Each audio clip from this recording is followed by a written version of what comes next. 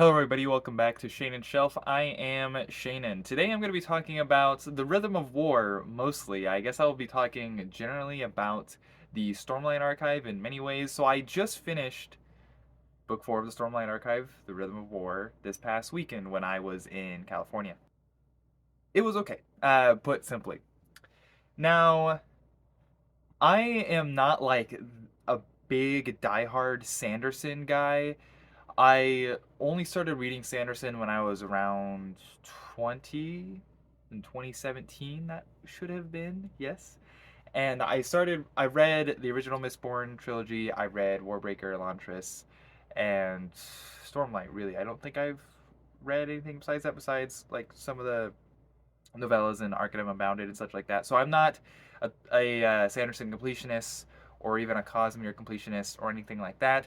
I wouldn't mind reading Mistborn Era 2, but for now I'm mostly just invested in the Stormlight Archive. I anticipate finishing the series, as it comes out throughout the years. I've never read a series that long. I've never read Wheel of Time.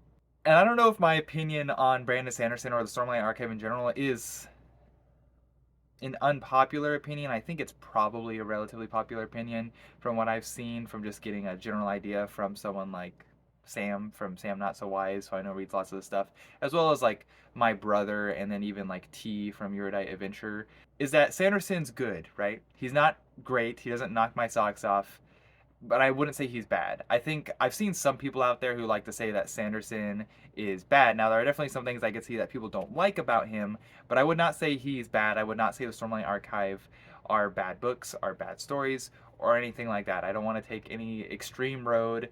That's not the point to be, just uh, engagement bait, pretty much, engagement farming or whatever they call it. And in many ways, I would say Sanderson's not bad at all. I wouldn't say he's amazing, but I would never say he's bad. I would think it was just it's okay, or it's good. It's good enough.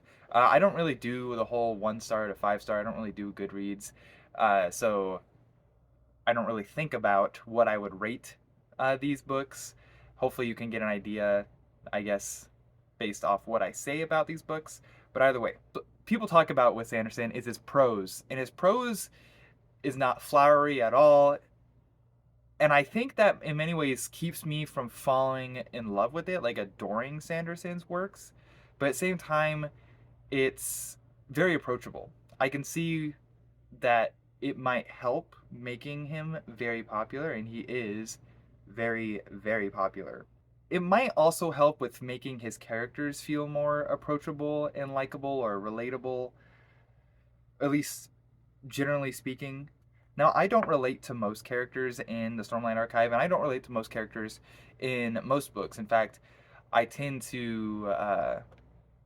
I think I can find some things to relate to, but there's not a lot of characters that scream, "Oh, this guy is a lot like me." That doesn't happen very frequently, and I think some people are definitely better at writing people than others are. And I wouldn't say that Sanderson is great at this, but again, he's not terrible. And I think again, it comes down to his people are relatively relatable. Even if I don't find myself to be like a good one-to-one, that's not very common to happen, very likely to happen anyway. I can imagine maybe.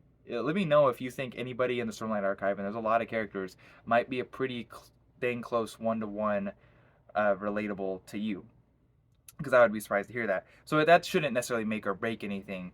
I do really like Kaladin. I don't relate to Kaladin in many ways, in many ways whatsoever, right? But I do really like Kaladin. I like Dalinar. I really like R'Lain, especially he grew on me in the Rhythm of War. And then there are characters that I don't really like. I don't really like Shallan.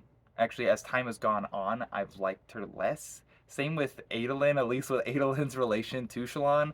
And then some characters that actually really grew on me in Rhythm of War were Navani and then Raboniel, or whatever her name is, right? They grew on me especially. Rest in peace. And Vinley. I would say Vinley did too, actually. Vinley and Raboniel and Navani were like the big ones that grew on me a lot. R'Lain I already liked, but I think I appreciated his role in Rhythm of War. One thing I have, like, I guess, hiccup, you could say, with the Stormlight Archive is, does Odium feel like not like that much of a threat to anyone else? I don't know what it is. I got like a tiny bit of that at the end when he now has a new host or whatever the hell you call it. Don't get me on the terms or whatever. But with Taravangian, because Taravangian is someone that I could see being more imposing, coupled with Odium. But I don't know. Odium himself doesn't necessarily seem that dangerous. Now, at the same time, I know he is, and so it's like a weird relationship where like simultaneously I find him to not be threatening or not threatening enough, like whole end of world thing, or at the same time he is threatening. I don't know what it is. I don't know how to articulate it. Maybe someone else could mention that in the comments if they agree. Because part of me also, I think my feeling with that just dampened throughout the Rhythm of War because the singers became more and more relatable. And I'm just like, I'm not afraid of these guys. Like it almost just like it became really kind of ridiculous why everybody's at war for. It almost seems like, and this is true for real life in many, in I would say most instances too. Like we're at war for like the pettiest, dumbest stuff, uh, and that it makes sense, I think, in many ways to follow, especially biologically, to follow your own tribe, but at the same time, I guess that for the sake of preserving your own tribe, you're willing to destroy another tribe. But when it really comes down to it, down to the nitty gritty or whatever, there's you really aren't that different. Maybe culturally is the most, but that's like a relatively surface level thing in many ways, right? Those again probably weren't anything shocking, new revelations, new insights into the Rhythm of War. And this is not a Sanderson dedicated channel. This is the first video I'm making on Sanderson. I don't know when I'm going to read more Sanderson. I haven't really been prioritizing this guy. I think I am going to try to read Wind and Truth when it comes out in December, so I can try to be part of the conversation maybe, because a lot of people are going to be talking about it, I'm sure, especially in the fantasy side of BookTube, and I would like to be able to know what's up. I only read Oathbringer last year, and I just finished Rhythm of War, so I've been a little bit behind. And put simply, Rhythm of War was my least favorite one so far. But I think that's going to change. Well, okay, not that the Wind and Truth is going to be my least favorite, but pretty much how it's gone for me is that each book has gotten worse as it's gone on. Way of Kings is my favorite, and I think Words of Radiance is a very close second. Definitely with the payoff there. That's pretty awesome. But the Way of Kings, I think, if anything, it kind of just edges out Words of Radiance because it is so new. I think that's probably why it was so new and exciting to me, and so I just kind of feel more fond of Way of Kings. But I guess maybe in some ways I could say Way of Kings could be swapped with Words of Radiance. But generally speaking, I'm going to say Way of Kings is number one for me, then Words of Radiance, and then Oathbringer, which I thought was okay, but definitely not as good as the first two, and then Rhythm of War. And now I understand that Rhythm of War, it was good that this stuff happened,